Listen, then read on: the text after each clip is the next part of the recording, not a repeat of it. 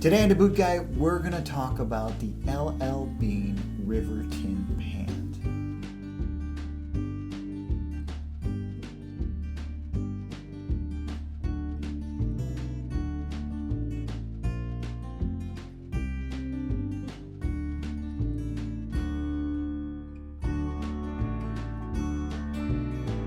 So for this review, I'm going to run through a ton of information about one single pair of pants. Now, if you're considering buying a pair of the L.L.BEAN Riverton pants, please watch the whole review. So I'm going to start out looking at the pants, measuring the pants, talking about the pockets, and then at the end, I will go through what they look like on with 3 different styles of boots. All right, enjoy. So we're going to look at this pant in a very unique way. What we're going to do is we're going to measure the pant for continuity within size of the pant, and then we're going to talk about the features of the pant. Let's measure the waistband because this is always one of the most important things. It's supposed to be 38 inches and it is measuring 19 and a half right there. Now the inseam on pants like this where they add a gusseted crotch, now you should probably stretch them just a little bit just so you get the right length. And right here, I have 33 and a half. So they're marked a 38 by 34 and they're giving me 33 and a half. Now if I move the ruler to the center of all that accumulation of panels put together there, I am getting a solid 34 inches. So that ½ inch is taken up at the top here where it all goes together. Off the shelf, how it measures out, how you measure out when you measure your own body, it's not a bad pair of pants. Now, fiber content, material, how something is made is really important when we're talking about a work and outdoor pant. And this pair of pants here is 60% cotton and 40% nylon. Now that is an odd mix when you think about the world of work pants and outdoor pants today, but there's properties there. So cotton is a durable, natural fiber. When you mix nylon into the whole mix of cotton, that means you're going to get a pair of pants that as you start to sweat and you get, sticky, that they're going to dry quicker. So this does make a wonderful outdoor and work pant. And on the right leg, you find this pocket. This is a nice square pocket. This is what you would normally find on a pair of carpenter's pants. Now, I've talked about my cell phone before, the Nexus 6P, which is a very big phone with a very big case added to it. So if I lay it on the outside, you can see that it kind of fits, but the real test is always going to be if it fits inside. And look at that, it fits perfectly inside there.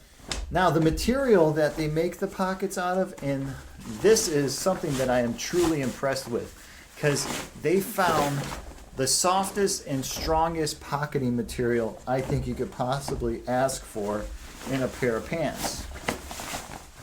And I know this might seem crazy that you're looking at the inside at a pair of pockets on pants. You got to think about how important pockets are to us as guys. And so to use cheap material for these pockets would not be a very wise thing. And they did not. They used a very heavy but yet soft material. It's like a cotton/linen. I would almost think just by touching it that there's some polyester added to this material for strength. And it is a very nice, strong pocket. It's finished off real nicely at the edges there. They reverse the stitch, so you don't have to worry about this falling apart. And since it is seamed and it's folded in, if anything should break, these pockets are repairable and not so much replaceable, just repairable. The back pockets are patch pockets, which is, I really like patch pockets. I have always liked patch pockets. Patch pockets sit on the outside of the pants. They're not built into the pant. So when you have a pocket that sits on the outside, the actual fit of the pant, it doesn't get in the way of anything. Now, it looks like they kind of follow the idea of a tactical pant, and they brought these lines here that go into the waistband, into the pockets, and they angled them. Most of the time pockets are just slapped right on your butt, and there they are. They're nice big square pockets, but these actually have a little bit of an angle to them, so they're going to hold your whatever back pocket, your wallet, your tools, your channel locks, whatever you're putting back here, they're going to sit in here a little bit nicer.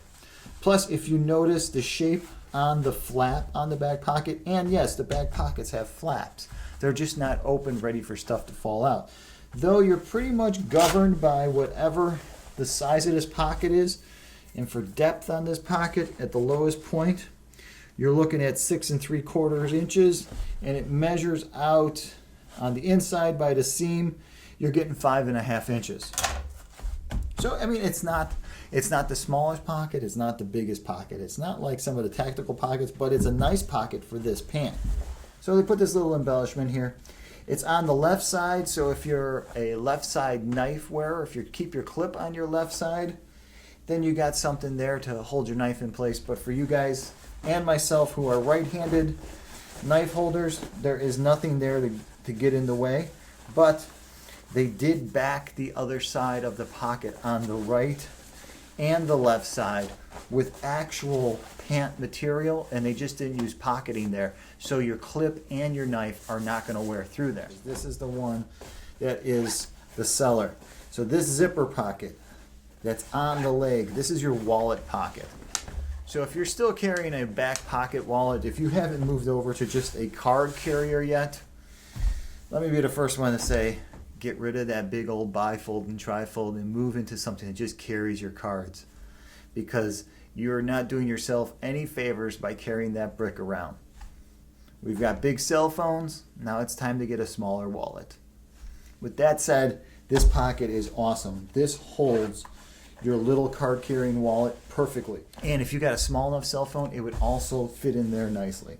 If you got a smaller Samsung Galaxy phone or something like a regular iPhone, it's going to slide right in there, and it's going to be inside your pants. So yes, the shape of the phone is going to telegraph through. 2 more selling points on these.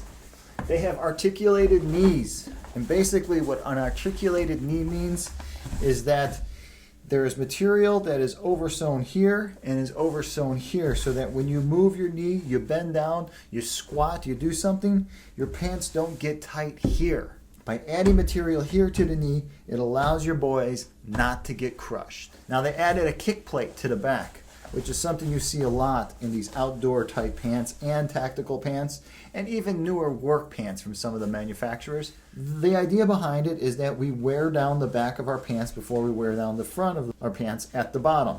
You know, where it gets caught underneath our boots, where it's, you know, dragging on the floor inside the truck, something like that.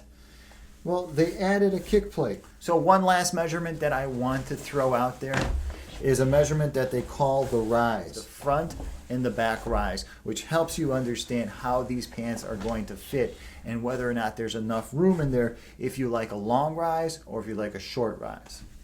So the front rise on these pants is 11.5 inches. The back rise, which is what covers your seat, your butt, your dumper, whatever you want to call it, 17.5 inches. So that means that you've got a lot of room to move in a pair of these, and they're not going to be super high-waisted. You're not pulling these pants up to your navel in order to get a really good fit, so when you bend down and work in them, that they're not falling off your butt. Now let's test out the belt loops. For most of us, an 1.5 inch belt is what we wear. But sometimes you wear a heavier duty belt, you wear a tactical belt, you wear an outdoor belt. Let's first count them out. You've got 2 in front, you got 2 on the sides, and you got 1 back here. Now, the length of the belt loop on the surface is 2.5 inches.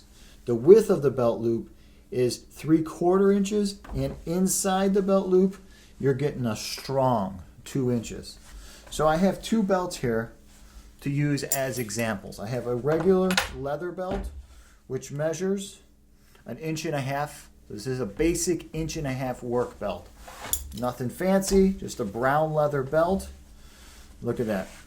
You've got room for it to move up and down. It's inside those belt loops without a problem. Now, where problems arise is if you wear a tactical belt, an instructor's belt, whatever you want to call this kind of belt. They're kind of a wider belt, Sometimes they're even a thicker belt if they come with a Kevlar or a plastic band inside there to give them shape. So this one measures 1 3/4 inches. All right. Now it's a thick belt and it gets thicker in places like most tactical belts. But when you run it through, goes through nicely. As I move into the thicker, the double spot, which you see right here, I have had this one sliced open in order to hold a holster there.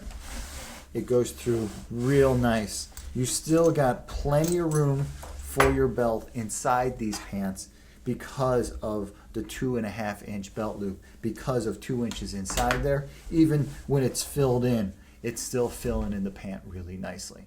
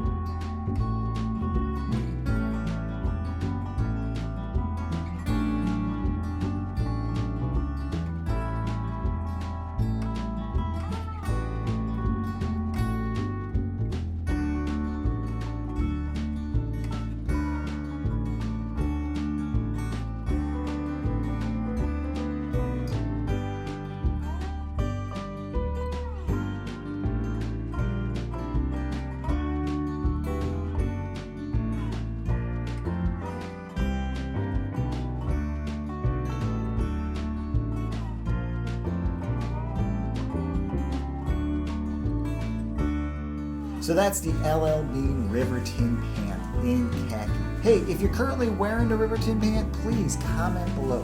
Let guys know what you think about the material, the size, the fit, the pocketing on it, the belt loops. If you have any problems, if you love the pants, please comment below. All the information you can add to this conversation about this pair of pants is going to help somebody else decide on whether or not this becomes their #1 pair of work pants. If you want to know some more details about this pants, if you want to see a few detailed photos of all the fasteners, the pockets, the inside, the outside, swing by thebootguy.com. There I'll have a really nice little write-up on the pants. Please don't forget to hit my subscribe button below. It really helps out. And if you should have any questions about buying a pair of Riverton pants or just work gear in general, please feel free to shoot me over an email. All right, until the next time, I'm the Boot Guy. Thanks a lot for watching.